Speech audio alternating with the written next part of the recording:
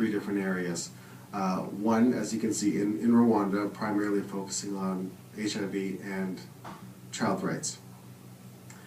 In the DRC, we have two specific project sites. One is in Goma at a Child Soldier Transit Center, which helps to rehabilitate child soldiers that have recently been demobilized from battle.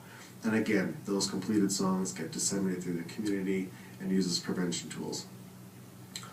And lastly, which is more apropos for today, is the Pansy Hospital. And I've been to Pansy twice in the last few months, once in June and once in September.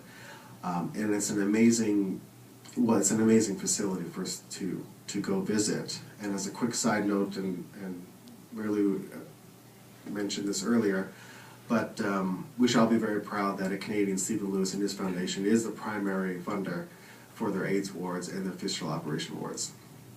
Now sadly, Pansy is mostly known for the fistula ward, which is, as we all know, rape is the primary weapon of war in Congo, and Dr. Mukwege, who founded the Pansy Hospital, is the expert in this area, literally has put together thousands of women. And I've seen as early as, the 6 a.m. prayers at Pansy, where women are catatonic from trauma, for what they have gone through. And as young as they've had victims as young as 3 years old, and I've talked with ladies there in their 70s.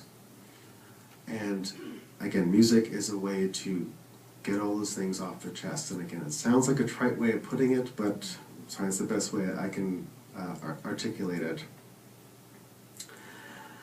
And also, I think it's important to note there's so many spin-off issues that sometimes maybe people forget that happen with this. I mean, for example, I know from the first time I came back, I spoke to one woman that works in the conflict mines, and she was raped because she was working in the mine, and she knew that was going to happen, and she said every day was a choice. She woke up and said, either I get enough money to eat, or I go work in the mine and I know I'm going to get raped.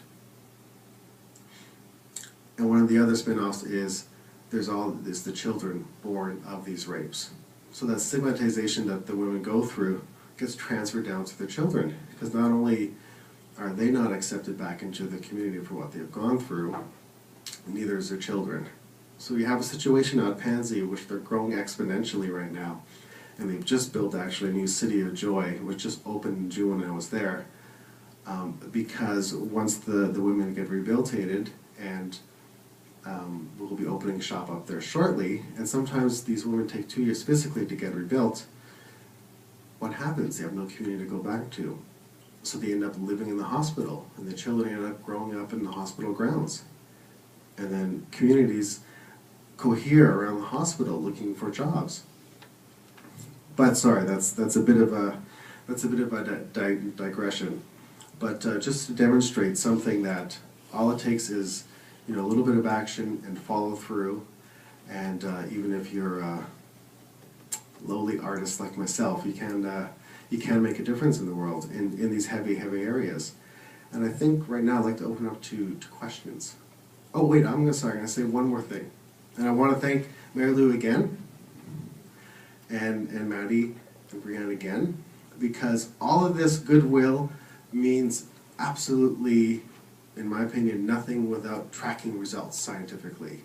So it's all well and good, we can have good intentions and do this work and feel really good about it, but if we're not actually doing anything to stem these issues, then really it's an exercise of ego. So through Global College and through the work that Maddie and Brianna have started, of the data that I brought back, we can create mechanisms to track results and eventually inform the program to see if what we're doing is actually effective or not. Because right now we're in a mode of hearsay. But the issue is so prevalent, so bad, that institutions like the Pansy Hospital are willing to partner up with us because they're frankly at a loss of what to do. That was my final words on that, and now I'd like to open up to any questions, if anyone has, please. The young people that are recording these songs, is it basically they get a cathartic benefit that it's singing songs, or are they actually getting some money, or something that actually makes a difference to their life? No, there's no money involved. I mean, that's a long answer in terms of Actually, Maddie and I discussed this earlier today. The music business is much harder to make money at than people think, for one, sadly. Second, what happens when you bring money into it, you create sort of power paradigms. You know, for example, at the Charles Little Transit Center, no one is allowed to own more than a piece of clothing on their back, because then one person's better than the other. So we kind of step out of that, but it does certainly build, you know, self-esteem in that, and rebuilds their soul. And in fact, I mean, part of the model is working with the local community, local educators, and obviously the people that we bring over from Canada that can run the equipment. And one of the parts of the model is bringing in local musicians that have been successful, so they can help demonstrate and build that bridge for, you know, for some of the participants. But directly, no, there's no money involved. The Pansy Hospital, is that in Kenya? It's in the DRC, in Bukavu. And is that funded by the Stephen Lewis Foundation? There's various funders. I wouldn't know all of them, but the primary funders I know are the Stephen Lewis Foundation and the EU Commission. And it's pretty much the Stephen Lewis Foundation is the reason why, first of all, the HIV ward is free in a country like the DRC that has no money whatsoever, ironically, but and same with the fish operations, all free thanks to Stephen Lewis.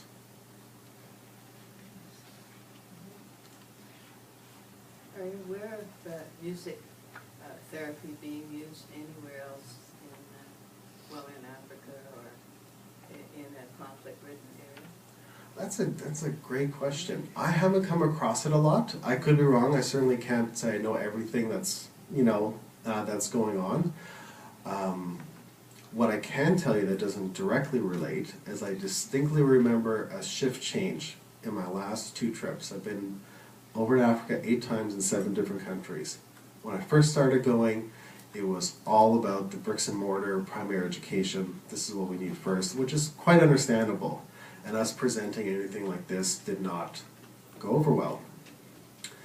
And then you got to the point where I had actually UNHCR and both UNICEF saying, well, these methods that we've been trying to employ have not worked, so we're looking for things such as this, you know, to try out. Like I've heard of sport and drama being used. It's the first time I've heard of the music. Yeah, and that was born out of Song for Africa's collective expertise, because we're, you know, we started as a bunch of producers and musicians and things like that, and I have a thing personally where I'd rather not duplicate. You know, if someone else does something better, I'll fundraise for them, you know, instead. Isn't that when the kids in New York started doing rap, that they had been street gangs or whatever, and they converted that energy to... Yeah, that's a really good point. I mean, it's when hip hop started, it's all participatory. All you needed was your voice, and everyone was equal, except for your, you know, your skill level. So that's what, you know, part of this is. Again, everyone can participate, and if you don't participate, you can still reap the benefits as a passive listener. So I guess I'm trying to get the big picture that these young people that are participating in the music, are they charged then with going out into the community and spreading the word, so to speak? Or is it for their own rehabilitation? Like is it for them to do something, fill up their time in their own rehabilitation, or is it for them to go out and spread the word, so to speak? It actually works as both. I mean, it depends specifically if we want to get down from site to site. For example, in Rwanda with our new partner there, they work directly with the Rwandan school system. So there is that their own therapy aspect. But then we're working on a deal where 4 times a year all those songs get